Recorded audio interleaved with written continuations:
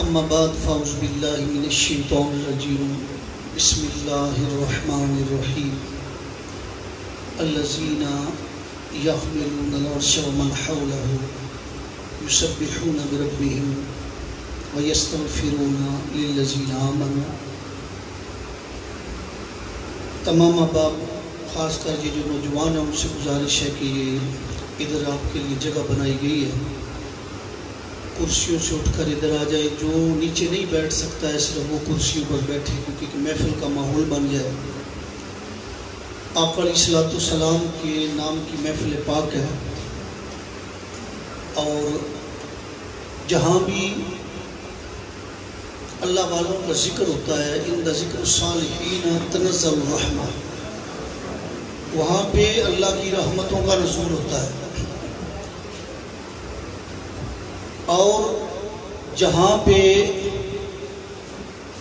اللہ والوں کا ذکر ہوتا ہے، وہاں اللہ رب العزت کی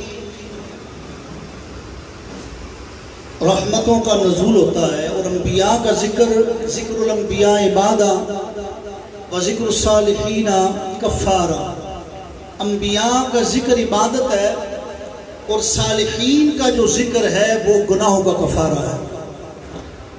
اب آدم صفی اللہ ہوں، نوح نجی اللہ ہوں، ابراہیم خلیف اللہ ہوں، تمام انبیاء کا ذکر یہ عبادت ہے، اور آقا علیہ الصلوۃ والسلام کا ذکر تمام عبادتوں کی جان ہے۔ اور آج میں اور آپ یہاں پہ چودھری خادم حسین مرحوم ان کا جو یہ سالانہ ختم شریف ہے، اس کے اندر اپنی زندگی کے قیمتی لمحات کو گزار رہے ہیں۔ جتنی دیر بیٹھے ہیں سبحان اللہ، الحمدللہ، اللہ اکبر، جتنے بھی کلمات طیبات آپ آسانی کے ساتھ پڑھ سکتے ہیں وہ پڑھتے رہیں، اس لیے کہ ختم کے اندر آنے کا مقصد جو ہے وہ ہے دعا۔ اور دعا جب ہوتی ہے، بندہ اصالِ ثواب کے لیے کسی کے گھر میں جاتا ہے، تو ظاہر ہے زندوں کی طرف سے بہترین تحفہ مرنے والوں کو یہ دعا ہے، اصالِ ثواب ہے۔ اور اصالِ ثواب یہ قرآن سے بھی ثابت ہے، حدیث مبارکہ سے بھی ثابت ہے۔ یہ برادری کی ریت نہیں ہے، یہ رسم نہیں ہے، یہ رواج نہیں ہے۔ آپ حدیث مبارکہ کی کتب اٹھا کے دیکھیں کہ باپ یا بیٹا یا دوست یا رشتہ دار، باپ اپنے بیٹے کے لیے یا بیٹا اپنے باپ کے لیے یا رشتہ دار اپنے رشتہ داروں کے لیے، دوست اپنے دوست کے لیے، جب رب کی بارگاہ میں اس کی بخشش کا متمنی ہوتا ہے، ملتجی ہوتا ہے، اگر گناہگار ہے اللہ اس کے گناہوں کو معاف فرما دیتا ہے، اگر نیک ہے تو اللہ اس کے درجات کو بلند فرما دیتا ہے۔ اور حدیث مبارکہ کے اندر آیا ہے، آقا علیہ الصلوۃ والسلام نے فرمایا مل میت فی القبر کالغریق المتغوص ینتظر تلحقہ من اب او ام او صدیق فاذا لحقتہ کان احب الیہ من الدنیا ما فیہا۔ آقا علیہ الصلوۃ والسلام نے فرمایا مرنے والے کی حالت قبر کے اندر ڈوبتے ہوئے فریادی کی طرح ہوتی ہے۔ جس طرح پانی کے اندر کوئی ڈوب رہا ہو، وہ فریاد کرتا ہے، وہ کسی کو پکارتا ہے۔ فرمایا مل میت فی القبر، میت کی قبر کے اندر جو حالت ہے وہ ڈوبتے ہوئے فریادی کی طرح ہوتی ہے۔ ینتظر، وہ انتظار کرتا ہے، کس چیز کا انتظار کرتا ہے؟ تلحقہ من اب او ام او صدیق، کہ اس کے ماں کی طرف سے، اس کے باپ کی طرف سے، اس کے دوستوں کی طرف سے اس کو دعا پہنچے۔ اور میرے اور آپ کے آقا نے فرمایا کہ جب کوئی زندہ بندہ اللہ کی بارگاہ میں ہاتھوں کو اٹھا کے دعا مانگتا ہے، آقا نے فرمایا مرنے والے کے لیے یہ بہترین تحفہ ہوتا ہے، بہترین تحفہ ہے۔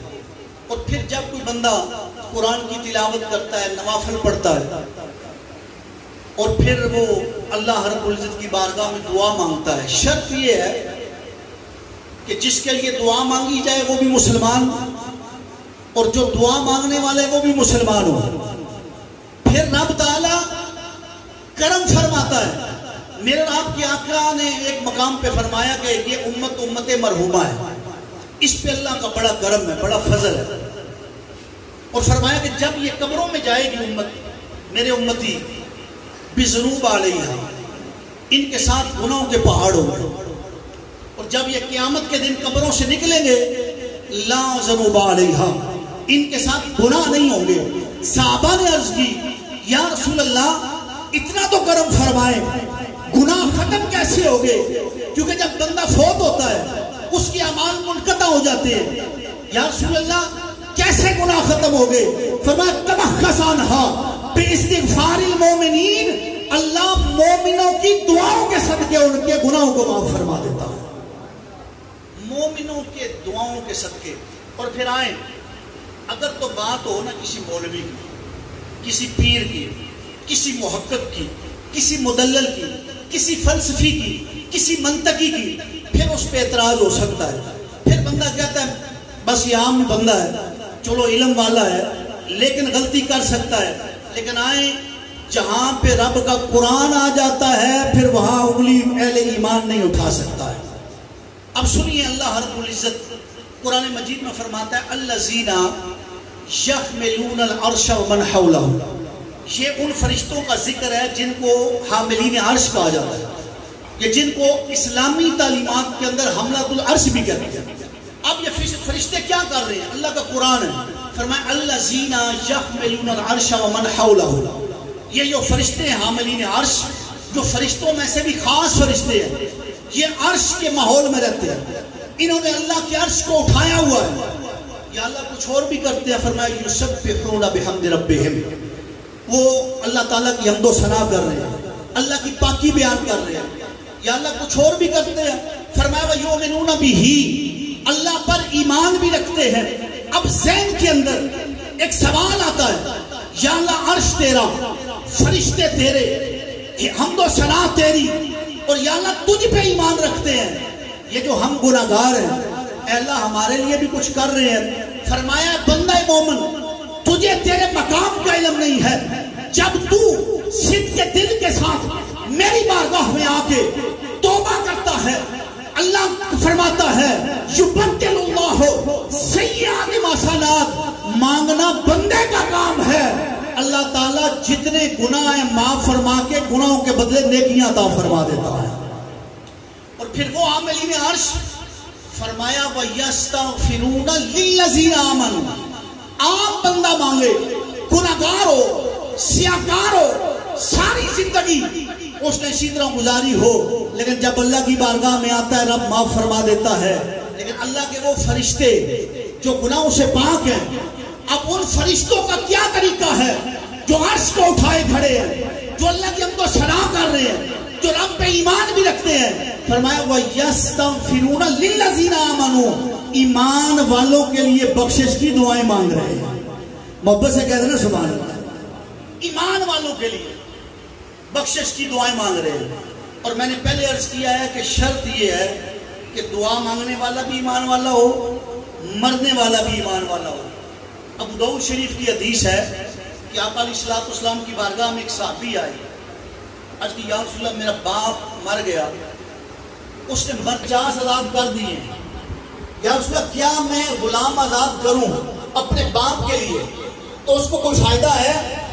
میرے اور آپ کے آقا علیہ الصلوۃ والسلام نے فرمایا اے میرے غلام, اگر تیرا باپ ایمان والا ہوتا پھر تجھے بھی فائدہ ہوتا, تیرے باپ کو بھی فائدہ ہوتا, لیکن اب اس کو فائدہ نہیں, اس لیے کہ وہ ایمان والا نہ تھا. تو جب ایمان والے کے لیے کوئی بندہ کوئی عمل کرتا ہے تو اللہ عمل کرنے والے کو بھی یہ عطا فرماتا ہے, مرنے والے کے بھی درجات کو اللہ بلند فرما دیتا ہے.